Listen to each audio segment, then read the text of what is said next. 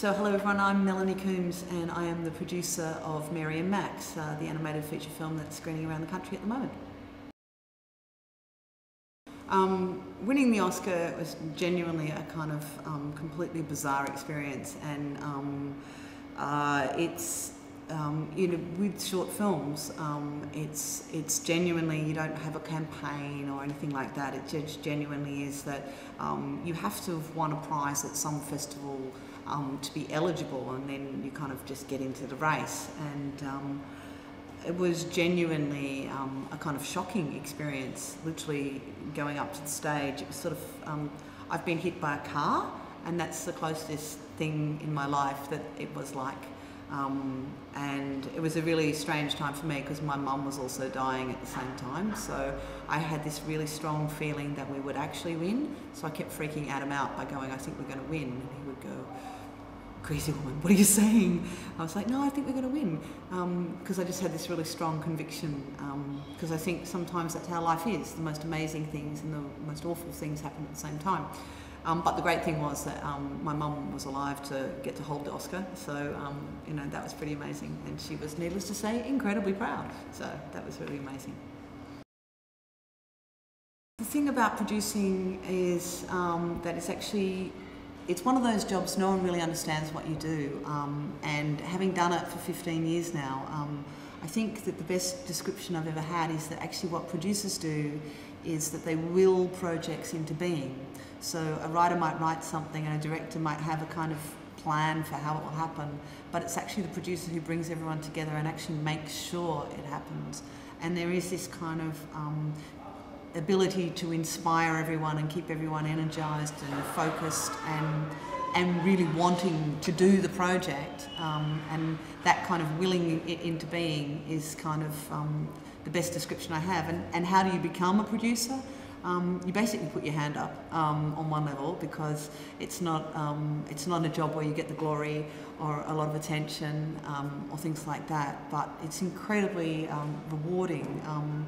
So you find people who you think are inspiring, you bring people together, you teach them how to work together, and then you basically spend your job kind of persuading people that this idea, for example, an animated film about two pen friends who never meet, is a great idea, and they should give you $8 million to make it.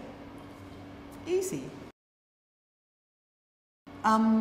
When you're first starting out as an animator or a short filmmaker, one of the hardest things to know is how do you actually go from kind of doing it in your bedroom to doing it on a kind of larger scale. And one of the most important things is to find fellow travellers. So to find, if you're a good writer but not a great director, or if you're a great animator but not a great writer, or you need a producer, to actually build a little team of people. Because the thing about filmmaking is it's not a solo activity, and you do need sort of just even just kind of partners to walk down hand in hand with, because it's a difficult process.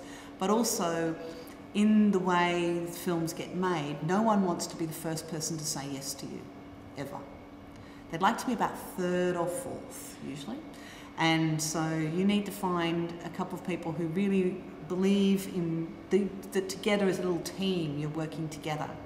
And then you start to find out, wherever you live, whether it's in Australia or here, you find out what are the opportunities in your area, whether it's through a local community centre where people want to muck around with video cameras, or whether it's the local funding agency who have like a new initiative for making animated films or short films or whatever. You need to kind of keep your eyes out for those kinds of opportunities. And my biggest hot tip ever is, whenever a new scheme starts, apply. For some reason, no one applies for that first round, so it's much less competitive than the next one. Never wait for the next one. Whenever there's a new scheme, apply straight away. That's my hot tip. One of the most important things as filmmakers who want to tell stories that actually represent local culture is government agencies, and I think that this can't be overstated. Particularly if you speak English and you're not American, we don't have a kind of natural audience because we're so overwhelmed by American product, and in Australia we're overwhelmed by American and UK product. So we have the if we want to hear our own accents, if we want to hear our own identities reflected on a screen, screen agencies are so absolutely crucial. And in a way, and people in the film business don't like to use these analogies, but I think sometimes they're important. Sometimes we actually have to go, you know what, we are like opera, right? We do, yes, maybe it's indulgent, right?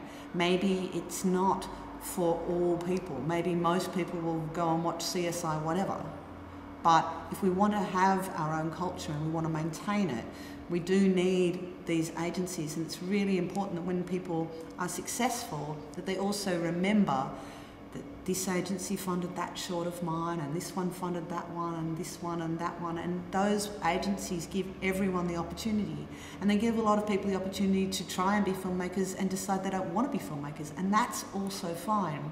But if we want to hear our own accents, whether you're from Yorkshire or from Crieff or from Melbourne, like I am, if we want to hear our accents and they're not American because we speak English, we don't have a natural home language to protect ourselves, we absolutely need our local screen agencies, and I think they're absolutely crucial.